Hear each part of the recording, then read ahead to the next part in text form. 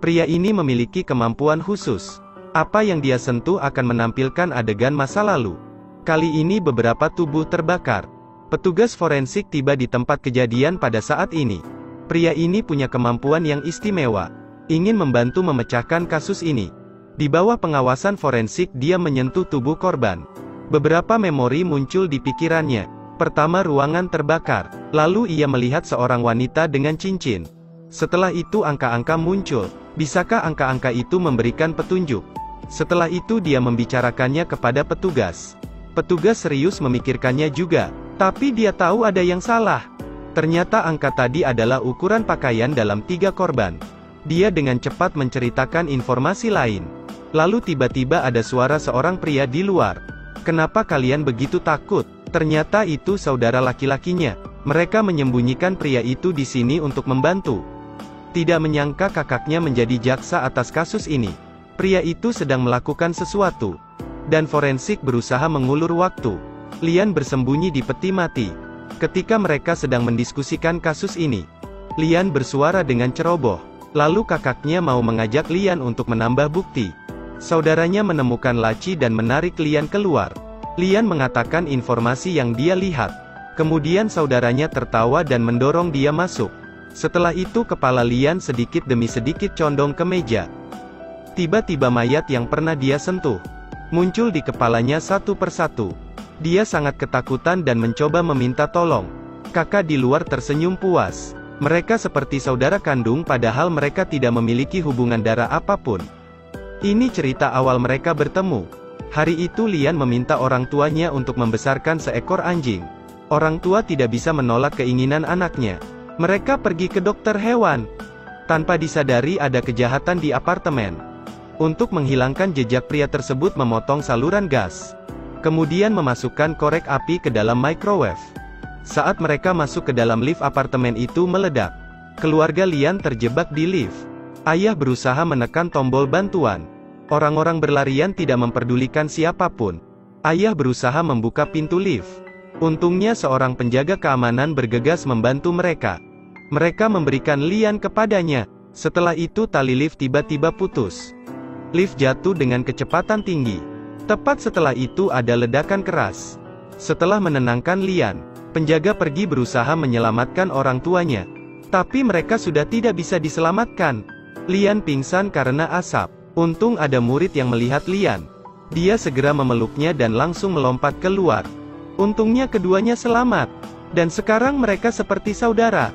Karena Lian memiliki kemampuan melihat masa lalu. Dia ingin menjadi petugas forensik resmi. Rahasia kejahatan akan terungkap karena kemampuannya. Gadis ini berpakaian di toilet. Tidak menyadari ada yang mengintipnya di lubang kecil di dinding. Tepat saat dia telah siap untuk pergi, dia merasakan keanehan. Melihat-lihat toilet dan menemukan lubang itu. Lalu dia melihat dari dalam. Pengintip panik dan melarikan diri. Wanita itu juga mengejarnya. Lian kebetulan ada di sana mengenakai jaket yang sama. Kemudian pengintip itu menabrak dia. Berkat kontak antara keduanya, Lian melihat memori di kepalanya dan hampir mimisan. Untungnya dia buru-buru mengutuk si mesum untuk membuktikan bahwa dia tidak bersalah. Terus lanjut ngobrol di telepon. Dia mulai mengeluh tentang kekuatan supernya. Selanjutnya berbicara tentang cerita sebelumnya. Melihat seseorang merekamnya, Lian benar-benar tidak tahu dia dianggap mesum. Video itu akan terbuka untuk semua orang. Mendengar percakapan yang mencurigakan, orang-orang ramai berkumpul. Lian baru menyadari ada sesuatu yang salah. Mengingat adegan tadi, dia membuka mulutku untuk menjelaskan. Yang kamu lihat di toilet bukan aku. Saya tidak pernah menyebutkan toilet. Kali ini Lian ceroboh. Wanita itu menendangnya. Untungnya Lian menghentikannya tepat waktu. Tapi saat ini memori masa lalunya muncul di kepala Lian. Sampai kelamaan memegang kakinya. Tindakannya lebih membuat marah wanita itu. Lian dibawa ke kantor polisi karena bukti sudah jelas. Seorang polisi mengenali Lian. Lalu dengan cepat Lian dibebaskan oleh Jisoo. Tapi dia masih dalam risiko keyakinan. Tapi Lian tidak khawatir karena percaya dengan kemampuannya dia pasti bisa menghapus ketidakadilan. Setelah itu ada rapat kepala sekolah dan guru mengenai masalahnya. Membahas apakah Lian harus dikeluarkan dari sekolah. Kali ini dia berada di tahun akhir sekolah. 2 hari lalu barang di ruang mengajar dicuri. Kamera menangkap Lian saat memanjat dinding. Ditambah kedatangannya yang lebih awal secara teratur. Jelas Lian menjadi tersangka terbesar dalam pencurian ini. Secara kebetulan wanita itu juga menyeretnya ke kantor polisi. Juga belajar di sekolah yang sama. Ternyata namanya Jae-in saat ini sedang melakukan prosedur di kantor. Lian baru sampai sekolah. Temannya bilang guru matematika mencarimu kemana-mana. Dalam perjalanan ke kantor Jae-in kebetulan bertemu Lian. Dan mengikutinya ke kantor. Tak terduga guru matematika pun tak menyadarinya. Jae-in melihat itu dan langsung bertanya. Terima kasih bisa membantu saya menemukan guru. Setelah menoleh Lian terancam oleh Jae-in. Kemudian Lian pura-pura menjadi gay agar gugatannya bisa dicabut. Sebaliknya Jae-in mengancam untuk menayangkan video kepada guru. Lian menghentikannya dan ingin menjelaskan kesalahpahaman. Tapi dia keburu dibawa oleh guru. Bahkan dia tercengang melihat sebuah surat.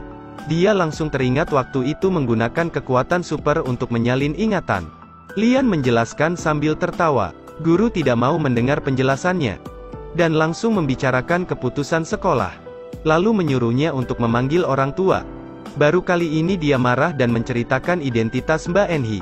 Berharap sekolah membiarkan kelulusannya. Dia tidak mau sedikit pun mengecewakannya. Tapi guru itu berbalik memarahinya dan menghinanya. Guru lain segera menghentikannya. Setelah keluar dari kantor Lian naik ke atap sendirian. Ia ingin mencari bantuan saudaranya. Tapi dia ragu dan memutuskan untuk menyelesaikannya sendiri.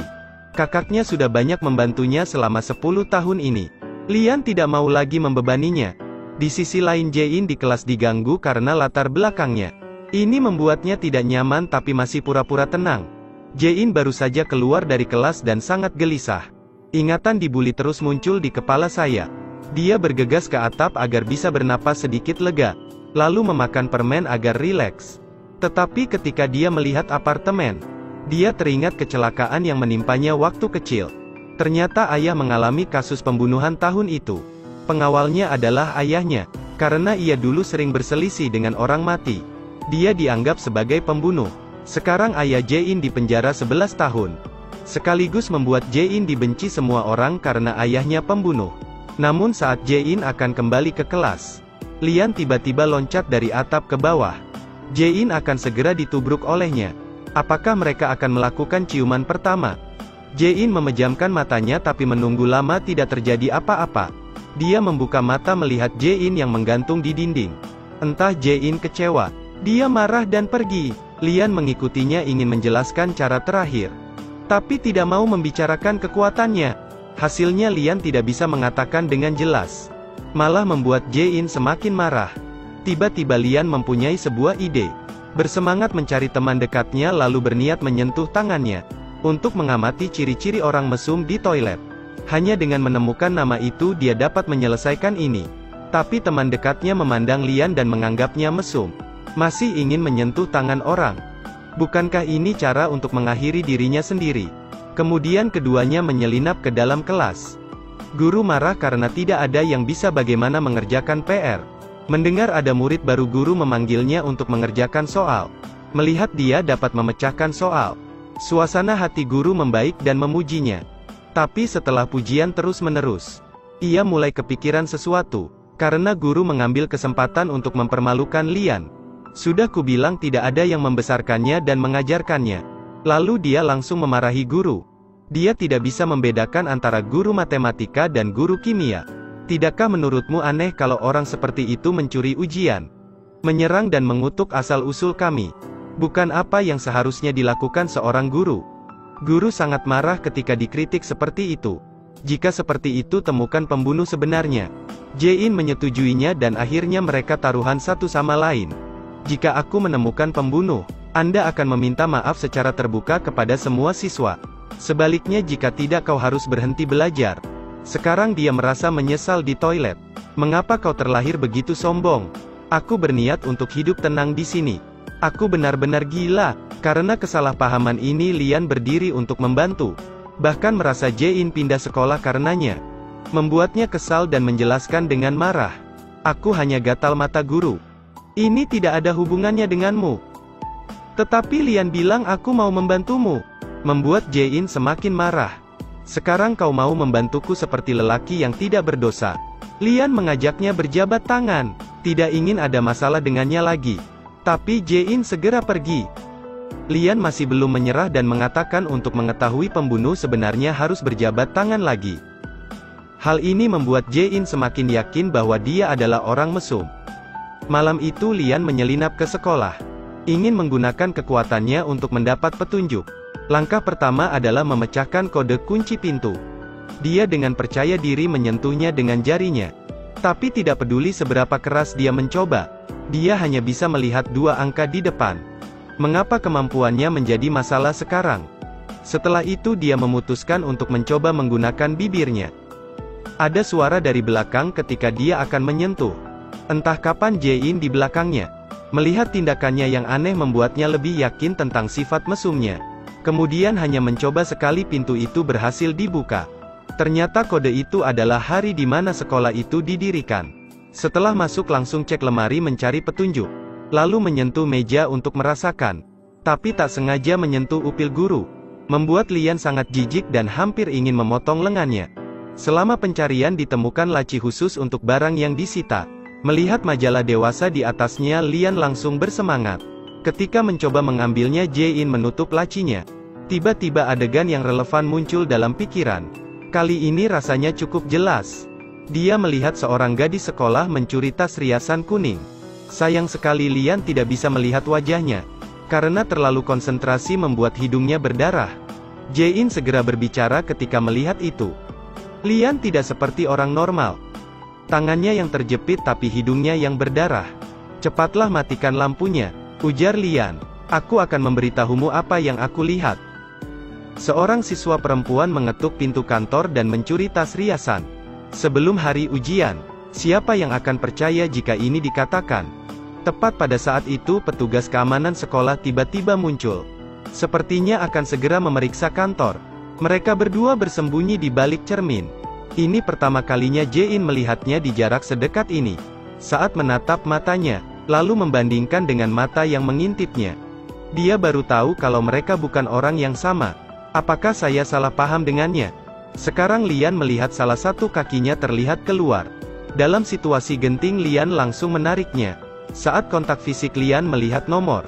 Lalu dia mengatakannya. Jae-in terkejut dan bertanya bagaimana kamu tahu nomor itu? Lian langsung berbohong mengatakan aku halusinasi dan bergegas pergi. Jae-in tidak bisa mengetahuinya. Karena itu nomor tahanan ayahnya. Dalam perjalanan Jae-in masih memikirkan alasan. Jae-in ingin percaya bahwa dia salah dengar. Tapi bagaimana bisa Lian tahu? Dia merasa ada yang memperhatikannya. Ketika menoleh dia melihat pria. Membuatnya takut dan berjalan lebih cepat. Cerita pun berakhir. Terus ikuti Edelweiss Review untuk mendapatkan update cuplikan film terbaru.